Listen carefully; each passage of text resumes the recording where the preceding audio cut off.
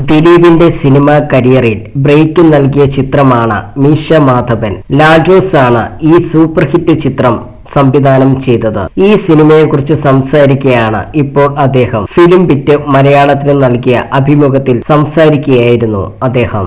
മീശ മാധവൻ ചെയ്യുന്ന സമയത്ത് ദിലീപ് ഒരു സ്മോൾ ടൈം ആക്ടർ മാത്രമായിരുന്നു.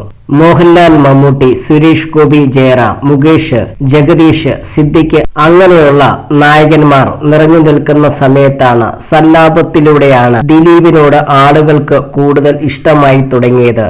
കുടുംബത്തിന്റെ വരെ പിന്തുണ ലഭിച്ചു. ആ സിനിമയിൽ നായകനല്ല അവൻ, നെഗറ്റീവ് റോളാണ്. കാമുകിയെ ഉപേക്ഷിക്കുന്ന ആളാണ്. അതിനു മുമ്പ് ഞാനും ദിലീപും അസിസ്റ്റന്റ് ഡയറക്ടേഴ്സ് ആയിരുന്നു. ഞാൻ എന്റെ സിനിമ ചെയ്യുമ്പോൾ എപ്പോഴും നായകന്റെ ആളാണ്. ഞാൻ പഴയ കാഴ്ചപ്പാടാണ്. നായിക സുന്ദരിയായിരിക്കണം, നായകൻ എല്ലാ ഹീറോയിസും ഉള്ള ആളായിരിക്കണം. അങ്ങനെയൊക്കെ ഒരു ചിന്തയാണ്.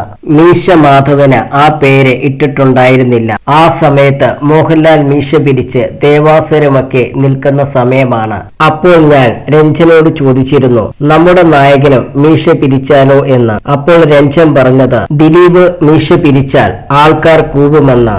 അവൻ മീശ പിരിച്ചാൽ എന്തോ ഒരു കാര്യം സംഭവിക്കും. അത് ഫണ്ണാണെങ്കിൽ ആളുകൾ ഇഷ്ടമാകുമെന്ന് ഞാൻ പറഞ്ഞു. തമാശയ്ക്കായിട്ടാണ് ദിലീപിന്റെ മീശ പിരിപ്പിച്ചത്. അത്തരം ടെക്നിക്കുകൾ സിനിമയിൽ വർക്കായി.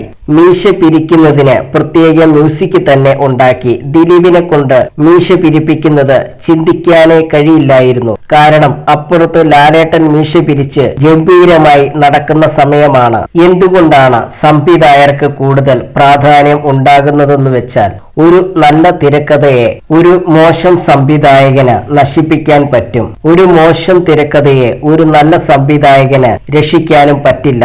അതേസമയം ആവറേജ് തിരക്കഥയെ ഒരു സൂപ്പർ ഹിറ്റ് സിനിമയാക്കാൻ സംവിധായകൻ വിചാരിച്ചാൽ പറ്റും.